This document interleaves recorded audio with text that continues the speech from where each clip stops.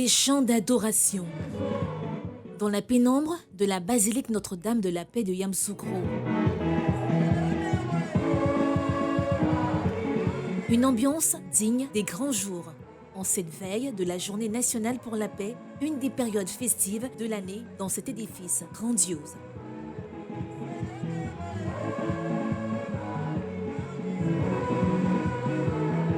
En cette avant-veille de célébration, la basilique accueille des centaines de fidèles, comme Romuald, un habitué des lieux qui pour rien au monde n'aurait raté une soirée ici à cette période de l'année. La basilique de Yamoussoukro est unique au monde, donc on vient tous pour partager cette joie des enfants de Dieu ensemble. À chaque fois qu'il y a des occasions à la basilique, en tout cas il y a les shows, il y a l'ambiance qui règne, comme ça tout le monde est dans l'ambiance quoi. C'est comme ça que ça se passe à la basilique ici. Ce soir-là, la chapelle sera prise d'assaut par l'armada de croyants venus élever leurs prières vers la Vierge Marie en l'honneur de laquelle la basilique a été édifiée. Une basilique consacrée il y a déjà près de 30 ans et qui depuis accumule les surnoms comme Basilique de la Savane ou encore Saint-Pierre tropical. Saint-Pierre, comme le nom de la basilique de Rome, dont la coupole a inspiré celle de Yamoussoukro. Aujourd'hui, l'édifice ivoirien détient toujours le record du plus grand lieu de culte catholique au monde par sa superficie et son volume.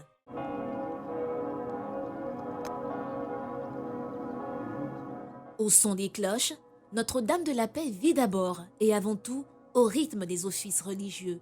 Il y en a plusieurs centaines par an, dont certains cultes exceptionnels, comme celui de la Journée de la Paix. Dans les coulisses, nous retrouvons le père Franck Sylvestre Alatin, le recteur de la basilique qui va officier ce jour-là aux côtés de Monseigneur Boniface Ziri, l'évêque d'Abangouro, qui a fait le voyage pour l'occasion. Moi je dirige Angelus, et offrir l'encensement de la statue. 15 minutes avant la messe, les derniers réglages pour cet événement qui obéit à un rituel déjà bien rodé depuis des années. C'est un événement annuel. On reçoit généralement à cette occasion des dignitaires de l'Église, un évêque qui vient présider l'Eucharistie. Et cette fois-ci, nous avons Monseigneur Ziri, l'évêque du diocèse d'Abangouro, qui a bien voulu présider à cette Eucharistie. Voilà. Donc, la préparation, on le fait également en collaboration avec tous les prêtres du diocèse de Yamoussoukro, ceux du plateau de Yamoussoukro. Et c'est ensemble qu'on définit la liturgie. Et donc, vous verrez qu'ils seront présents ce matin avec nous pour prier pour la paix en Côte d'Ivoire.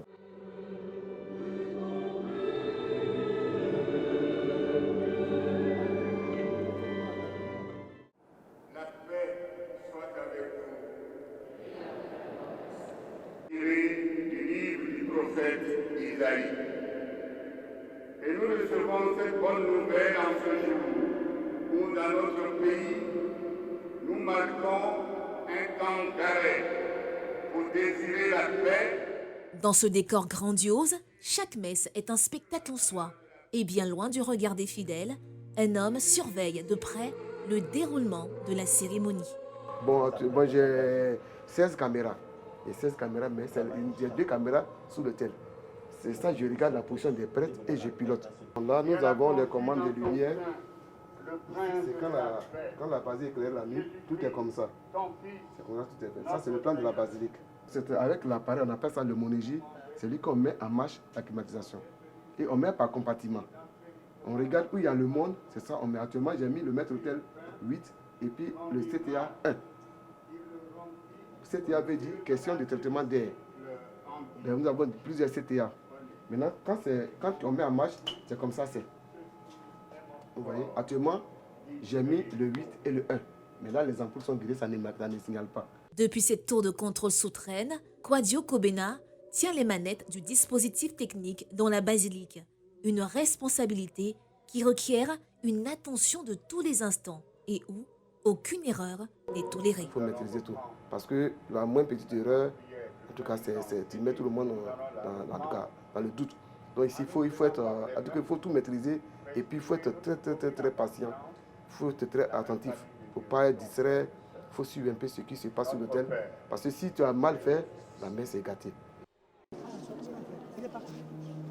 À midi, la célébration s'achève, mais la journée à la basilique est loin d'être terminée. car, en plus d'être un lieu de culte, elle est aussi un lieu de pèlerinage. C'est le site le plus fréquenté par les catholiques de toute l'Afrique de l'Ouest, notamment lors des week-ends et jours fériés. Une période choisie par ces chrétiens venus d'Abidjan pour voir la fameuse statue de la Vierge Marie faisant un salut. Quand les gens viennent ici, puis ils ne savent pas où se trouve la statue, ils demandent où se trouve la statue de Marie qui salue là. Alors cette statue-là, ce n'est pas la statue originale.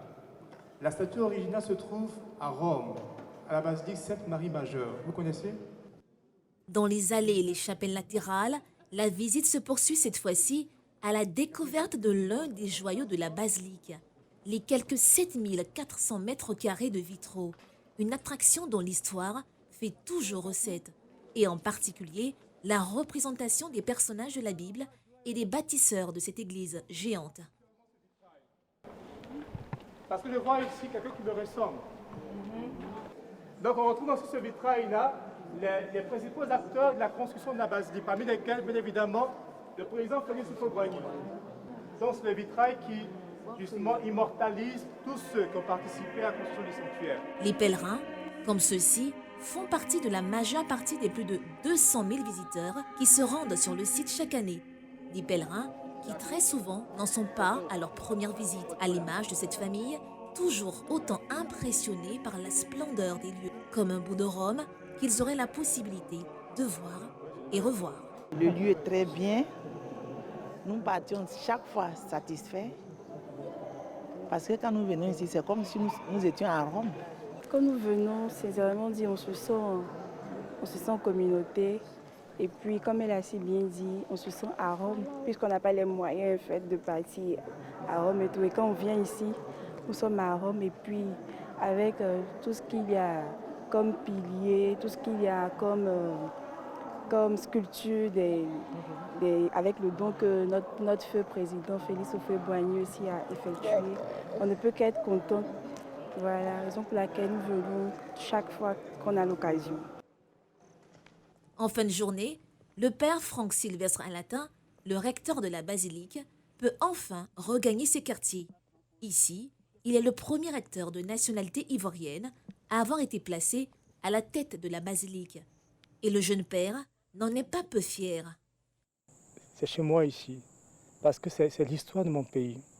Je pense que la basilique a valeur de symbole pour toute la Côte d'Ivoire.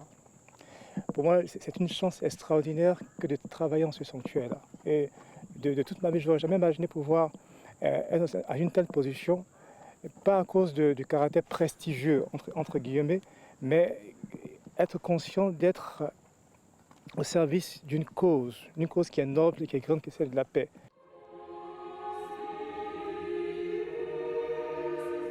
Dans le silence de la nuit, la basilique s'endort. Et dans quelques heures, au premier rayon du jour, la belle dame va devoir se prêter à son principal défi quotidien, garder sa beauté d'il y a 30 ans. Sur sa superficie de 130 hectares, une bonne partie est constituée d'espaces verts entretenus par une armée d'une quinzaine de jardiniers, sous la supervision de Jean-Marc Ouassi. Ce matin-là, il vient s'assurer que ses instructions sont bien suivies. Ouais, tu te dépêches un peu s'il te plaît. Vous savez qu'on approche la saison sèche. Hein? Au niveau de la taille, je voudrais que vous effleuriez. Il ne faudrait pas trop appuyer. Faudrait pas trop appuyer. Parce que quand vous l'appuyez là, comme ça, là, le temps est rigoureux, ça va tuer les plantes. Donc quand il y a beaucoup plus de feuilles, quand vous effleurez, ça peut aller bien. Voilà. Donc tenez compte de ça maintenant dans les tailles. Voilà. Garder leur harmonie aux 40 hectares de jardin de la basilique, un casse-tête permanent pour l'équipe de Jean-Marc. Des jardiniers triés sur le volet et qui doivent planifier leurs tâches sur une superficie équivalente à 40 à 60 terrains de football. 40 hectares, si vous voyez, s'il y a 14 personnes, faites le ratio, c'est infime. Parce que quand je parle d'une activité, quand je parle de l'ébarbage, vous allez voir, c'est un agent pour 40 hectares à ébarber. Vous voyez un peu. Donc si vous ne planifiez pas les choses, vous allez vous fourvoyer. Une belle femme sans son sourire n'a pas sa beauté complète. Donc le jardin de la basilique est comme ce sourire qui est offert au bâtiment physique, au sanctuaire lui-même.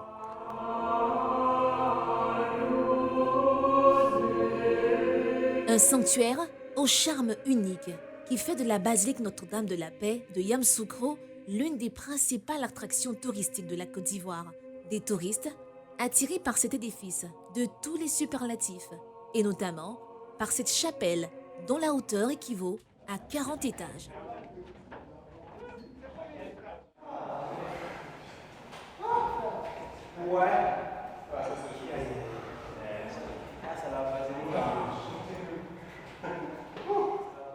À bout de souffle, ce groupe de touristes arrive dans la galerie de la basilique située à 38 mètres du sol, ce qui en fait la plus haute au monde. Ici, vous avez Saint-Pierre de Rome qui fait 136 mètres.